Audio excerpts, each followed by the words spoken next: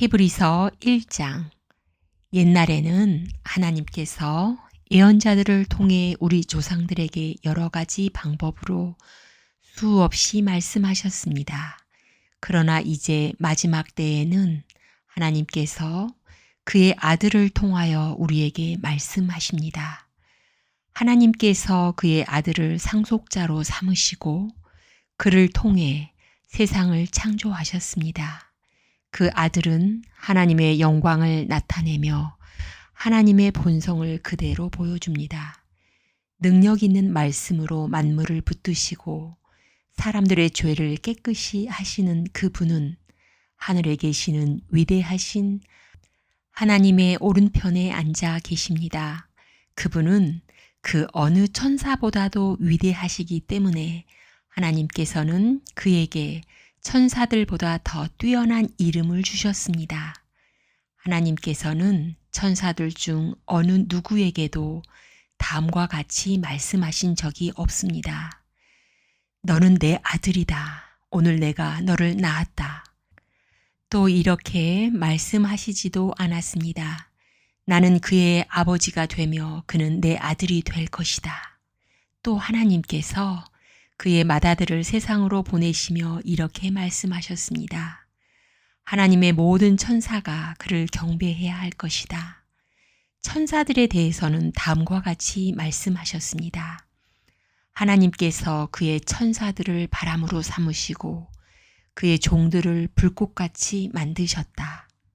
그러나 아들에 대해서는 하나님, 주님의 보좌는 영원할 것이며 주님의 나라를 공평으로 다스릴 것입니다. 주님께서 옳은 것을 사랑하시고 악한 것을 미워하심으로 하나님께서 함께 다스릴 자로 주님을 선택해서 기름 부으셨습니다. 주님의 하나님께서 그 누구보다도 더 큰 기쁨을 주실 것입니다. 라고 하시고 또 이렇게 말씀하셨습니다. 주님, 이 세상이 처음 시작될 때에 주님께서 땅을 지으시고 주님의 손으로 하늘을 빚으셨습니다.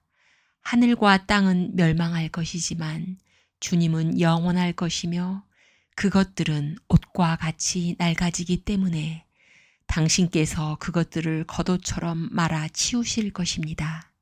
그것들이 옷처럼 변해도 주님은 결코 변함이 없으시며 주님의 날도 끝나는 일이 없을 것입니다. 하나님께서는 그의 천사들 중 누구에게도 이렇게 말씀하신 적이 없었습니다. 내가 너의 원수들을 굴복시킬 때까지 내 오른편에 앉아 있어라. 모든 천사들은 하나님을 섬기는 영이며 구원받을 사람들을 돕기 위해 보내진 자들입니다. 아멘. 히브리서 2장. 그러므로 우리는 더욱 조심하며 배운 대로 행해야 합니다. 그러면 결코 진리에서 멀어지지 않을 것입니다. 하나님께서 천사들을 통하여 가르쳐 주신 것들 역시 진리입니다. 그것을 따라 살지 않거나 순종하지 않는 사람들은 벌을 받게 될 것입니다. 우리에게 베풀어 주신 구원은 매우 위대한 것입니다. 그렇기 때문에 구원이 중요하지 않은 것처럼 살아간다면 그건 역시 벌을 받게 되는 행동입니다. 구원에 대해서 처음 말씀하신 분이 바로 주님이시며 또한 그의 말씀을 들은 사람들이 이것이 진실이라고 우리에게 증명해 주었습니다. 하나님께서도 기적과 큰 표적과 많은 놀라운 일들을 통하여 우리에게 구원을 가르쳐 주셨습니다. 특히 그의 뜻대로 우리에게 성령의 선물을 나누어 주셔서 구원을 증언해 주셨습니다. 하나님께서는 천사들에게 앞으로 맞이할 새 세상을 다스리라고 하지 않으셨습니다. 성경에도 누군가가 이렇게 말한 것이 기록되어 있습니다. 사람이 무엇이길래 이렇게 중요하게 생각하시며 사람의 아들이 누구이길래 이렇게 귀하게 돌보십니까? 하나님께서는 잠시 동안 그를 천사보다 낮추셨으나 영광과 존귀의 관을 그에게 다시 씌우시고 모든 것을 그의 발 아래 두셨습니다. 하나님께서 모든 것을 그의 발 아래 두시면 그가 다스리지 못할 것이 하나도 없습니다. 하지만 우리는 아직도 그가 모든 것을 다스리는 것은 보지 못하고 있습니다. 그러나 우리는 예수님을 바라봅니다.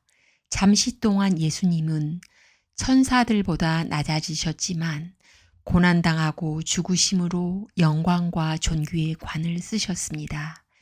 예수님은 하나님의 은혜로 모든 사람을 대신하여 죽으신 것입니다. 하나님은 모든 것을 창조한 분이시며 그분의 영광을 위해 모든 것을 돌보십니다. 하나님께서는 많은 믿음의 자녀들이 그분의 영광을 함께 누리게 되길 바라셨습니다. 그래서 사람들을 구원하시기 위해 고난을 통해서 예수님을 완전한 구원자가 되게 하신 것입니다. 사람들을 거룩하게 하신 예수님과 거룩하게 된 사람들은 모두 한 가족입니다. 그렇기 때문에 그분은 그들을 한 형제라고 부르는 것을 부끄러워하지 않으셨습니다. 예수님께서 말씀하셨습니다.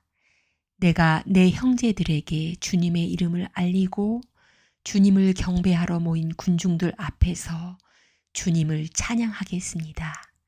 또 말씀하셨습니다. 내가 하나님을 신뢰합니다. 그리고 다시 말씀하셨습니다. 내가 여기 있습니다. 그리고 나와 함께 있는 사람들은 하나님께서 나에게 주신 자녀들입니다. 이 자녀들은 모두 살과 피를 가진 사람이기 때문에 예수님도 그들과 같은 모습으로 사람들이 겪는 것과 똑같은 것을 겪으셨습니다. 예수님께서는 죽음의 권세를 가진 마귀를 멸망시키기 위하여 죽으셨고 또한 죽음에 대한 두려움에 사로잡혀 사는 사람들을 자유롭게 하기 위해 사람과 같은 모습으로 죽으셨습니다. 예수님이 돕고자 했던 자들은 분명히 천사들이 아니라 아브라함의 후손인 사람들입니다. 그러므로 예수님께서는 모든 면에서 사람과 똑같이 되셨습니다. 예수님께서는 하나님을 섬기는 자비롭고 신실한 대제사장이 되셔서 그들의 죄가 용서받을 수 있게 해 주셨습니다. 주님은 시험받는 자들도 도와주실 수 있습니다. 왜냐하면 예수님께서 직접 고난당하고 시험을 받으셨기 때문입니다. 아멘.